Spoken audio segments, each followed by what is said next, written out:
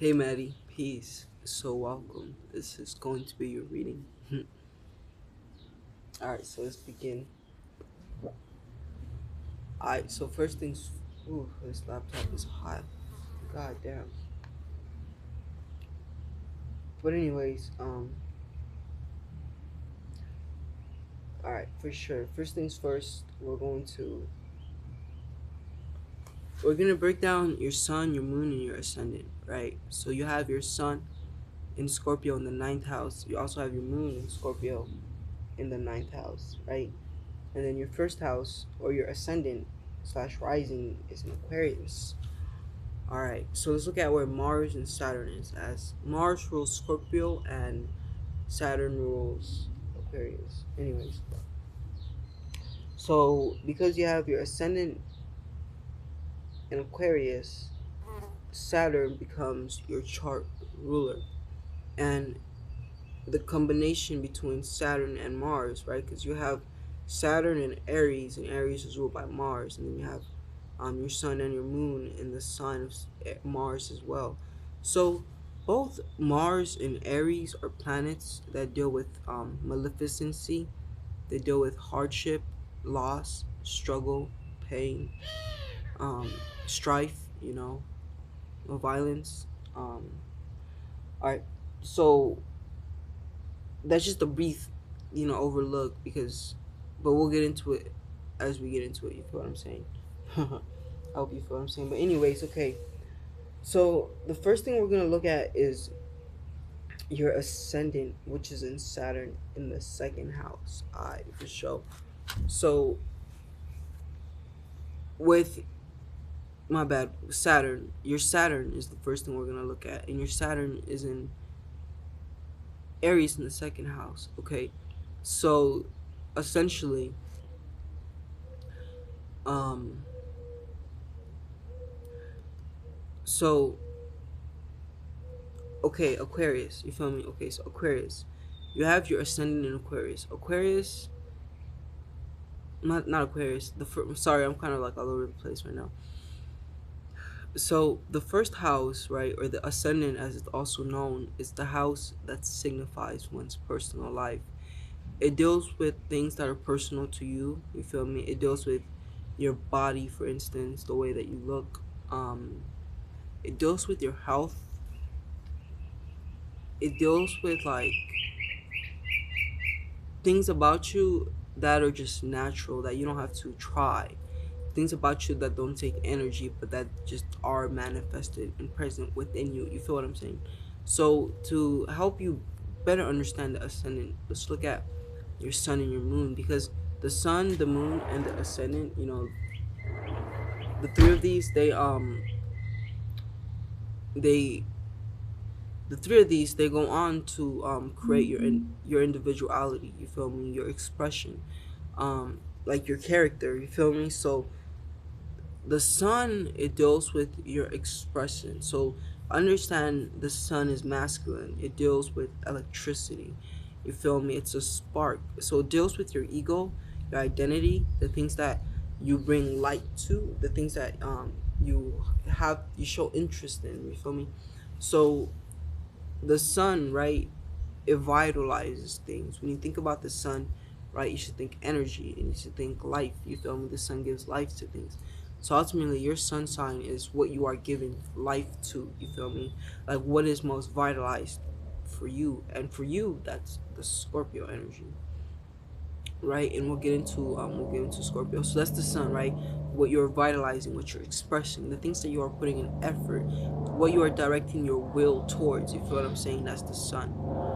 Now the moon, it's what you are reacting and responding to. So, for instance, right, one of my friends just looked outside, and so I waved at her, right, and so that, for instance, is an example of like something that, okay, her coming, right, was like this is the moon. You feel me? So the moon, it deals with the things that are attracted to you, and ultimately how you choose to react and respond to them. You feel what I'm saying? So um the moon deals with your reactions and responses, and the moon is magnetic and feminine. You feel me? And so being feminine, it's more passive and it's not active, but things happen to it. So the way that I chose to react to my friend looking out here was how I utilize my moon's energy, if that makes sense. You feel what I'm saying? So, and these are both different aspects, right? The sun is so I guess another way to explain it also is just like when she looked outside, I reacted and responded. I was in my moon. But then when I made the reaction, the decision to react in a manner where I would wave at her, that was my sun sign, right? That was my will. You feel what I'm saying? But like your moon, okay, so for example, me and you both, because I have my sun in Gemini, I have my moon in Gemini. You have your sun in Scorpio and you have your moon in Scorpio. So with us, it's like there's a flow, you feel what I'm saying, between the way that you react and respond and the what you express. So the when the sun and the moon conjunct each other, this makes for a person who is in a sense authentic, you feel what I'm saying, because it's very authentic. Because it's very much like what you see is what you get with this person. So a conjunction is when two planets are in the same sign, thus working with the same energy and thus working together. So the sun, as I said, is what you react and respond to. You feel me? But then, my bad. The moon is what you react and respond to. But then the sun is like, the sun is more right, your actions. It's your ego, your identity, things like that. So, anyways, as I was saying though, right, with you having both the sun and the moon in Aquarius, it's like all of the and a good amount of uncertainty is cut out with the sun and moon conjuncting each other, in the sense that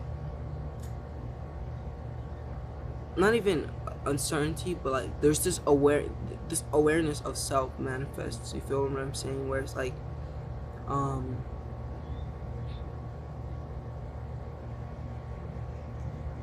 yeah, this awareness of self manifests, because it's like the sun is the light, right? But then the moon, it's more like the dark, right?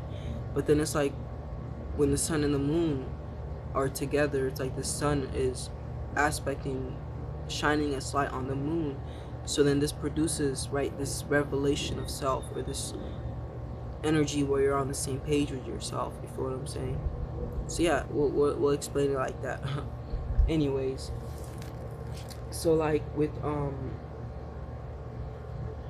right, so yeah, so that's what the moon is, and that's what the sun and the moon is. But hold on, let me pull up your chart again. Okay, so now that you understand the difference between the sun and the moon, I hope you get what I mean when I said the ascendant, it signifies just who and what you are at your rawest essence. You feel me? As we discussed, the sun is what you express, the moon is how you react and respond, but the ascendant is just you when you are not reacting and responding, or you're not trying to make an impression. All right, so like with your moon being Aquarius, first and foremost, the when the moon goes into, my bad, your ascendant, your rising sign is an Aquarius. So Aquarius, right, is a sign that deals with knowledge, right? It makes way to the like knowing series, I guess. Like our ability to accumulate knowledge and know is thanks to the Aquarius energy. You feel what I'm saying? But also Aquarius rules like man, like humanity at large. You feel what I'm saying? And when you think of man, when you think of humans, right? What's most prominent about us is our intellectual properties. Thus, Aquarius being associated with humanity, right? Its association primarily has to do with the intellectual link. You feel what I'm saying? So, thus, you're naturally an intelligent person. You feel me? Because Aquarius is a sign that deals with intelligence. And so with Aquarius also being in your ascendant, it's like the more you can invest into like your mind, you feel what I'm saying, the better. This is because Aquarius is ruled. Power off. That was my speaker. Aquarius is co-ruled by Uranus, right? It's ruled by Saturn, co-ruled by Uranus, and then evolutionarily speaking, or esoterically speaking, Aquarius, right, once it evolves, Aquarius um, gains the governance or rulership of Jupiter. You feel me? And so, but anyways, Uranus, right? Let's talk about Uranus. So Uranus is an electromagnetic planet. You feel me? And it's the higher octave of Mercury. You feel me? So Mercury is the planet that deals with our intellectual properties, right? Uranus is the higher intellectual properties, if this makes sense. And so does Uranus also deals with the mental faculties. You feel what I'm saying? So things like um, perception, right? Your ability to perceive things and see things from different dimensions. Imagination, right? Your ability to create with your mind, technically. Not even create with your mind, but alter your vibration, because I think that's primarily what you're doing, right? When you're like imagining things, you feel what I'm saying? Like, you put in information, right? And then that information goes on to produce images. So imagination, right? That's also a mental faculty. So I said perception, imagination, will, reason, intuition, and memory. Six. There are six perceptions. And so it's like with the air signs, especially Gemini, but also Aquarius, because Libra is a sign, you feel me, that it's an air sign, but it's a sign that deals with people. So it deals with relationships and communication and things like that. Gemini is the sign specifically that rules with the mind, but Aquarius is a sign that deals with like it deals with people as well, but it more deals with like managing groups of people, and also it deals with managing groups of people and also managing information. You feel what I'm saying?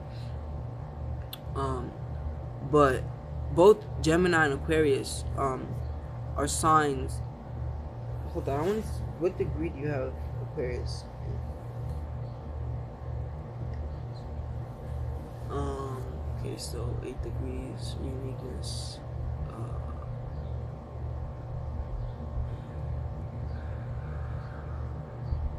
Okay. Yeah, most definitely. You know what? Actually, yeah. So like, learning to develop the higher faculties would most definitely benefit you. You feel me? But ultimately, with the Aquarius sign, it's like the more you can develop your mind, the better. Now, the thing about Aquarius being ruled by Saturn, right? Saturn is pressure. You feel me? So, Aquarius is likened also to crystallized air. You feel me? Air that's become crystallized. Did you know that you can actually crystallize pressure through what the fuck am I saying? You can crystallize air through pressure. You feel me? Well, at certain levels of pressures, it has been seen scientifically. You feel me? That gas starts to crystallize itself. You feel what I'm saying? And it's the same with water too. At a certain extent of pressurization, water starts to crystallize itself. And so Aquarius is crystallized air through pressure, and Scorpio is crystallized water through pressure. You feel me?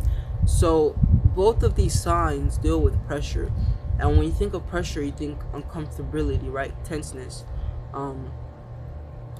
So the way that this plays out is both Aquarius and Scorpio, they have not only been on the receiving end of pressure, but because they've been entangled with the energy of pressure, they also have an ability to enforce pressure upon their environment and others. So in other words, what I mean by this is they're very influential. You feel me? Like, they're very influential. Like the Scorpio energy, my bad, not Scorpio energy, like the Aquarius energy, the way that you can think of Aquarius is a tank. You feel me? A mental tank specifically, right? Think about because Aquarius is fixed air. You feel me? And thus Aquarian people have this fixatedness of mind. You feel me? this fixatedness of mind, um, that expresses through like this. Well, it's more in the. So what I was gonna express more has to do with Aquarius Sun and not Aquarius Ascendant. But it's like Aquarius gets into this energy of fixation where they're fixated with themselves, you feel me? And they think it's like this egotism, you feel me? Yeah, egotism, you feel me? Or like, and it really expresses through like their intellectual I was gonna say prowesses, but I can't even say that word. Their intellectual abilities, like a lot of Aquarian people think they're better because they're smarter. You feel me? Um, but I feel like that's besides the point. I didn't even really need to explain that aspect of things. But anyways,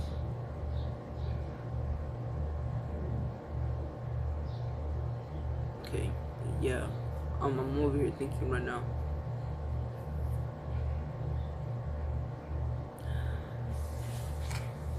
So I say, well, let's look deeper into like your ascendant in Aquarius. I've spoken about Aquarius, I think, sufficiently now. But you have, okay, let's now talk about Saturn. So you have Saturn in Aries in the second house. So with Aries being in the second house, you feel me? The second house is the house of money, possessions, values. You feel me? Aries is a sign, right, that deals with individuality first and foremost. It deals with like, it also deals with speed. You feel me? Um, yeah. And so when Aries goes into the second house, this produces energy of a person who is entrepreneurial, you feel me, self-driven, um, and these types of people are more inclined towards going out their way to make money themselves rather than making money through someone else. You feel what I'm saying? Like, because Aries is a sign that deals with the self, you feel me?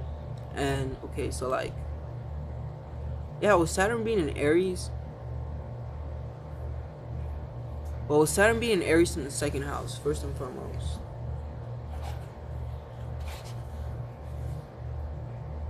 Okay, I also have Scorpio though. So, hold on, let me look at your chart though.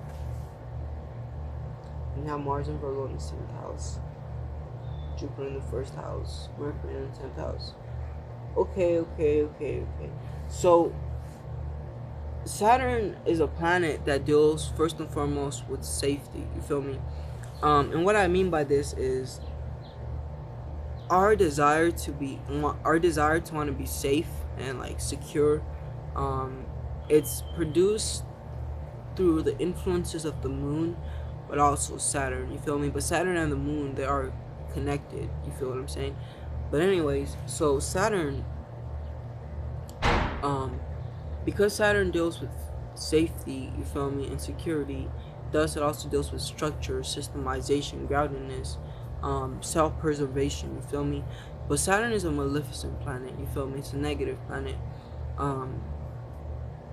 And so it's like it's the problem and the solution, you feel me? Saturn produces like temptation. Like, fuck, my bad, not temptation. My bad. It's 'cause I have all these thoughts going on in my head, because I was thinking about how Saturn and Satan are associated. You feel me? But ultimately, it's a maleficent planet, but it deals with safety and security. And so the way that this energy plays out, second house Saturn, in Aries, is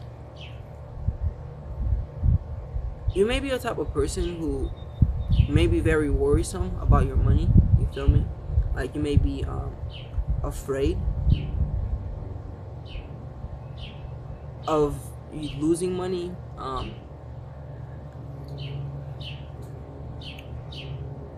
And so, well, the good thing about this, and so thus, there is a effort made to keep money. You feel me? So the way that this can express, because with the second house being in Aries, it's an indication that the Saturnian energies are active in your department of life dealing with money. So money is something that, like, you're a type of person who's not afraid to, like, work for money and go out and get it. You feel what I'm saying? Like, but then with the second house in Aries, this produces for someone who likes fast money, right?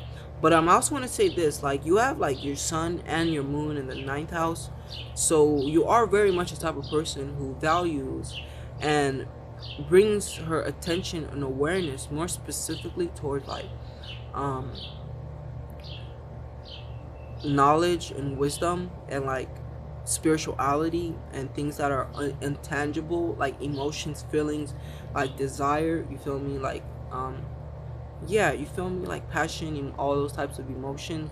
But then, like, with the second house being in Scorp and my bad, with the second house having Saturn in there and Aries, at the same time, it's like there is this inclination and this desire to um want to have money, want to have money and want to have possessions. You feel what I'm saying? Feeling like through material security you can be safe. Um,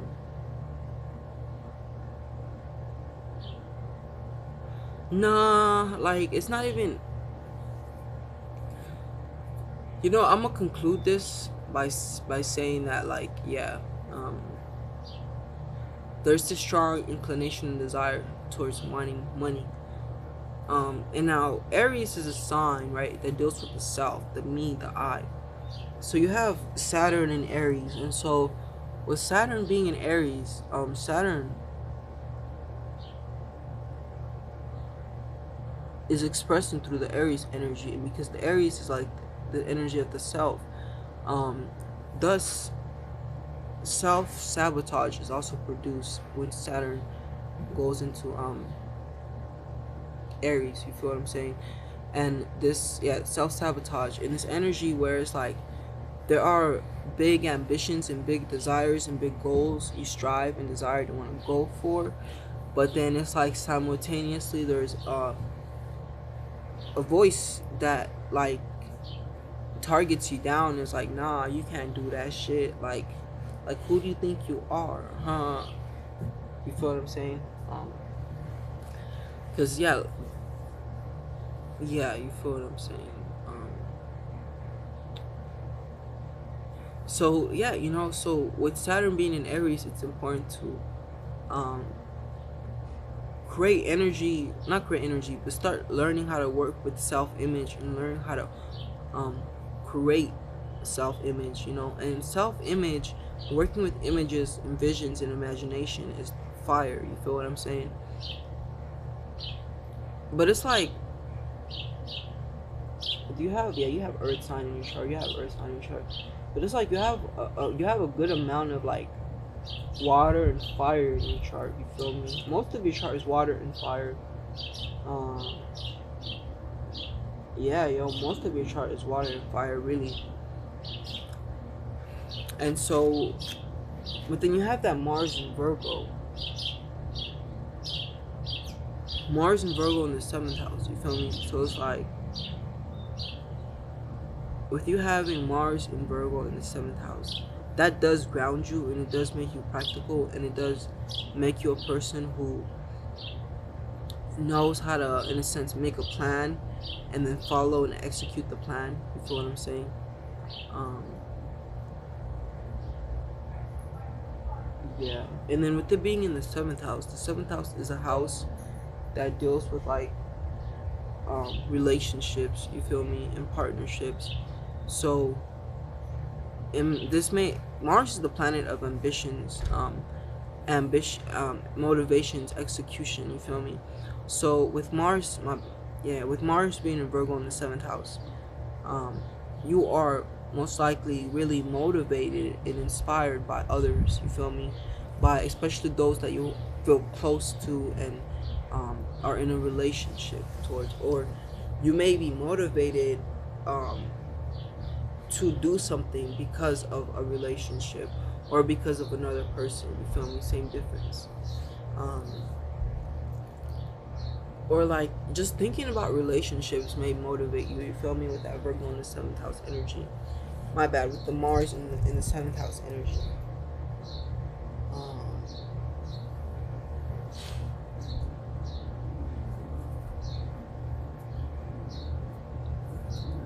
okay. So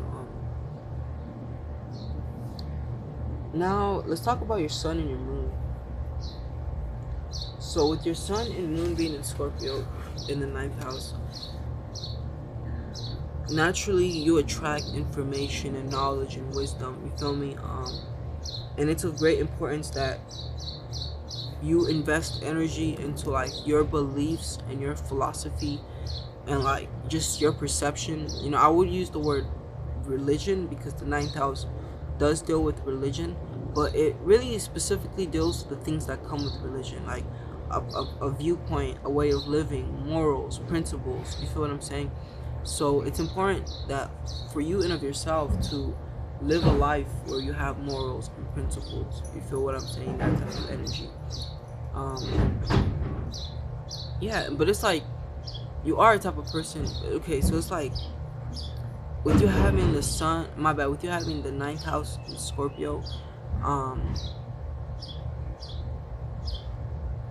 well, ninth house in Scorpio makes way for a magical a priestess, right? We would say someone who is very inclined and in tune with spirituality and knowledge. You know, who know what they need to know to do spiritual things. You feel what I'm saying?